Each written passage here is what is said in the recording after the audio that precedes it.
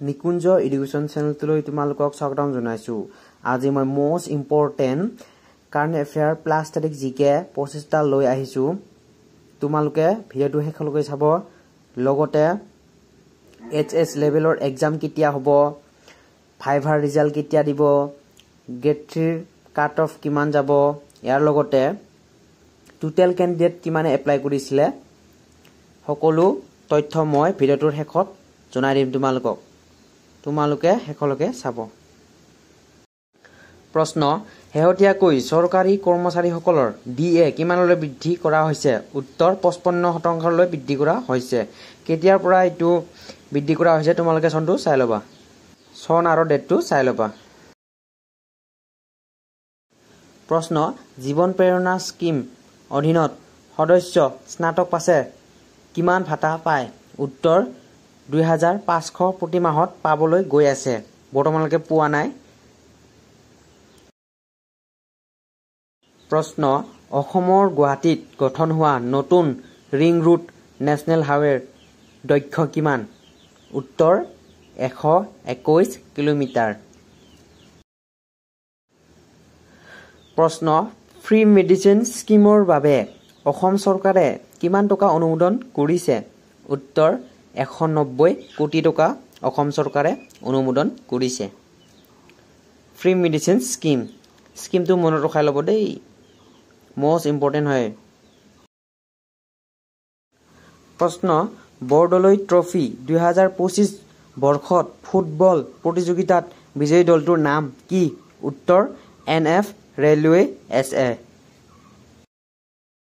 প্ৰশ্ন, অসমৰ নতুন ৰাজ্যসভাৰ সদস্য হিচাপে কোনে নিৰ্বাচিত হৈছে?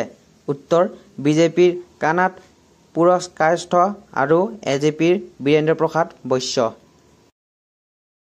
প্ৰশ্ন, ডিব্ৰুগড় জিলাত 25 কোটি টকাৰ যি কমিউনিটি কিষাণ স্থাপন কৰা হৈছে, সেই প্ৰকল্পটো কোন আঁচনিৰ অন্তৰ্গত? উত্তৰ PM পোষণ আৰু সমগ্ৰ শিক্ষা অভিযানৰ অন্তৰ্গত। প্ৰশ্ন, অ মোৰ আপোনাৰ দেশ লেখক কোন? উত্তৰ লক্ষ্মীনাথ বেজবৰুৱা।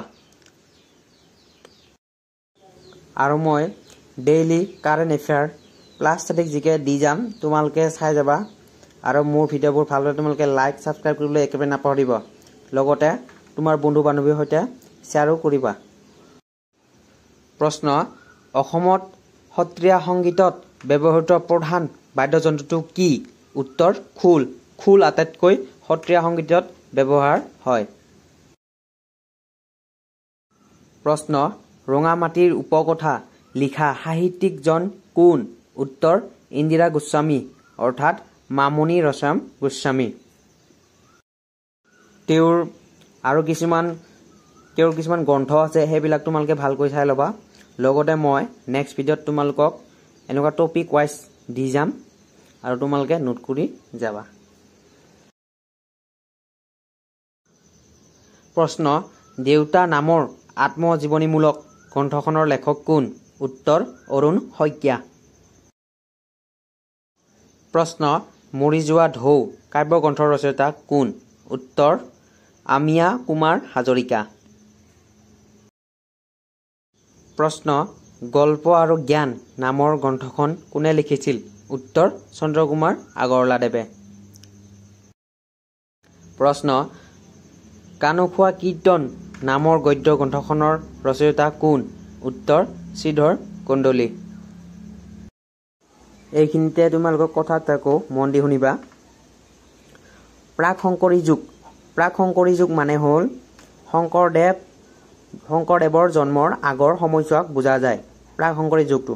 লগতে শংকৰোত্তৰ যুগ হৈছে শংকৰদেৱ যিমান চনলৈ জীয়াই আছিল বা শংকৰদেৱ জীয়াই থকা সময়খিনিক শংকৰোত্তৰ যুগ বোলা হয়। আৰু উত্তৰ শংকৰী যুগ শংকৰদেৱৰ মৃত্যুৰ পিছৰ সময়খিনিক বুজা যায়। এতিয়া তোমালোকে কোৱা, শ্ৰীধৰ কন্দলি প্ৰাক শংকৰী যুগৰ নে, শংকৰোত্তৰ যুগৰ নে, উত্তৰ শংকৰী যুগৰ? তোমালোকে কমেণ্টত জনাই দিবা মোক। প্ৰশ্ন, গুণমালা কাব্যৰ লেখক কোন? উত্তৰ মহাপুৰুষ মাধৱদেৱ। প্ৰশ্ন, দেৱধ্বনি কাব্যৰ লেখক কোন? উত্তৰ বীৰেন্দ্ৰ কুমাৰ ভট্টাচাৰ্য। প্ৰশ্ন ভাৰতৰ ৰাষ্ট্ৰপতি কোন? উত্তৰ দ্ৰৌপদী মুৰ্মু। প্ৰশ্ন ভাৰতৰ প্ৰথমগৰাকী মহিলা প্ৰধানমন্ত্ৰী কোন আছিল?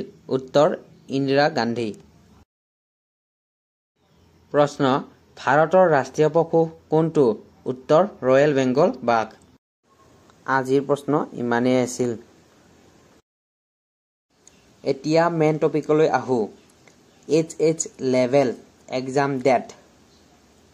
এইচ লেভেলৰ এক্সাম ডেটটো বৰ্তমানলৈ দিয়া নাই অফিচিয়েলি। এতিয়া গ্ৰেড 4 ভাইভাটো হৈ গ'ল, গ্ৰেড 3 এক্সাম হৈ গ'ল, বাকী থাকিল এইচ লেভেল এক্সাম। সেইটো জুনৰ লাষ্ট উইক নতুবা জুলাইৰ ফাৰ্ষ্ট উইকত হোৱাটো সম্ভৱ, কাৰণ এইকেইদিনৰ ভিতৰত তেওঁলোকে গোটেই গ্ৰেড 3 গ্ৰেড 4 এইচ লেভেলৰখিনি কমপ্লিট কৰিব, কাৰণ ৰিজাল্ট দিব লাগিব। লগতে তেওঁলোকৰ ফৰেষ্ট গাৰ্ডৰ ফিজিকেল টেষ্ট আৰু BTR ছেক্ৰেটাৰী যিখিনি পোষ্ট আছিল তেওঁলোকৰ ৰিজাল্টটো দিব। সেইকাৰণে জুনৰ শেষৰ সপ্তাহটোত নতুবা জুলাইৰ প্ৰথম সপ্তাহত এইচ লেভেলৰ এক্সামটো অনুষ্ঠিত কৰিব। BTR গ্ৰেড 3 আৰু ইয়াৰ কাট অফটো BTR অফিচিয়েলি কোনো তেনেকুৱা ধৰণৰ কাট অফ নিদিয়ে, আগৰ পৰাই নিদিয়া।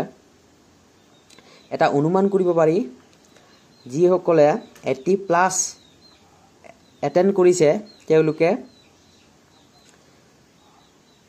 পোৱাটো বেছি চান্স আছে, কাৰণ অকণমান হাই যাব, যিহেতু কেণ্ডিডেট বেছি 80+। হয়তো তাত 85 হ'ব পাৰে, কিন্তু মই নৰ্মেলটো কৈছোঁ 80+। লগতে BTRৰ গ্ৰেড 3 আৰু গ্ৰেড 4 এক্সামৰ টোটেল কেণ্ডিডেট কিমান আছিল? প্ৰথমটো কৈছোঁ মই গ্ৰেড 3 পাঁচখন ডিষ্ট্ৰিক্ট ৱাইজ চাবলৈ গ'লে এখন ডিষ্ট্ৰিক্টৰ গ্ৰেড 3টো কৈছোঁ দেই, এখন ডিষ্ট্ৰিক্টৰ 5000 ধৰি লোৱা হ'ল। ইমান নহয়, 5000ও নহয়। আৰু যিসকলে ভাইভা বা এক্সামটো দিবলৈ গৈছে, গ্ৰেড 4 কেইটা ভাইভা দিবলৈ গৈছে আৰু গ্ৰেড 3 কেইটা এক্সাম দিবলৈ গৈছে, তেওঁলোকেতো গম পাইছে তেওঁলোকৰ এক্সাম হলটোত কিমান ষ্টুডেণ্ট আছিল বা কিমান কেণ্ডিডেট আছিল, তোমালোকে গম পোৱাই। সেইখিনিৰ বেষ্টত তোমালোকেও এটা অনুমান কৰিব পাৰিবা। 5000 আৰু 5টা ডিষ্ট্ৰিক্টত 5 গুণ 25 কিমান হ'ল? 25000 কিমান হ'ল? BTR গ্ৰেড 3ত 25000 কেণ্ডিডেট। মই অনুমানহে কৰিছোঁ, ইমানো নহ'ব পাৰে, হয়তো অকণমান বেছিও হ'ব পাৰে। আৰু গ্ৰেড 4 ভাইভাৰ টোটেল কেণ্ডিডেট ভাইভাৰত চাবলৈ গ'লে মোৰ লগজনৰ পৰামৰ্শ লৈছোঁ মই দুজন, এজন হ'ল ওদালগুৰি ডিষ্ট্ৰিক্টৰ, এজন হ'ল বাক্সাৰ। দুজনৰ পৰা অনুমান কৰি মই তেওঁলোকে কৈছে তেওঁলোকৰ তাত 1000 প্ৰথম দিনাখন 1000 আৰু নেক্সট দিনাখন 700 নতুবা 500 ইমানমান হৈছিল বুলি কৈছে। ইমানখিনি বেষ্টত মই ধৰি ল'লোঁ 2 দিনত 2000। 5খন ডিষ্ট্ৰিক্টৰ কিমান হ'ল? 5 2 গুণ 10 10000, এই ধৰি লোৱা হ'ল 15000। 15000ৰে তেওঁলোকে ভাইভা দিছে। তাৰ পৰা এক্সাম দিব হ'ব হয়তো 10000।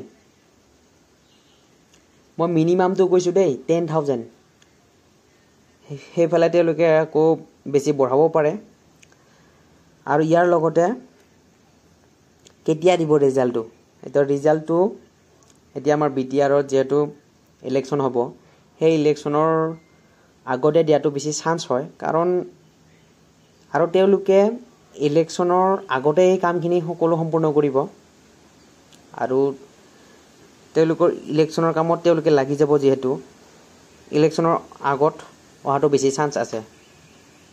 আৰু এইখিনিয়ে আছিল আজিৰ আৰু তোমালোকে যদি মোৰ পৰা daily current affair plus static জিকে তোমালোকে চাব বিচাৰে তেনেহ'লে মোৰ চেনেলটোতে পাব আৰু লগতে মোৰ পিডিএফবোৰ পাবলৈ হ'লে তোমালোকে মোৰ টেলিগ্ৰাম চেনেলটোত জইন হ'বা ডিসক্ৰিপশ্যনত লিংকটো দিয়া থাকিব টেলিগ্ৰাম চেনেলৰ আৰু লগতে তোমালোকে স্ক্যান কৰিও ল'ব পাৰিবা থ্যাংক ইউ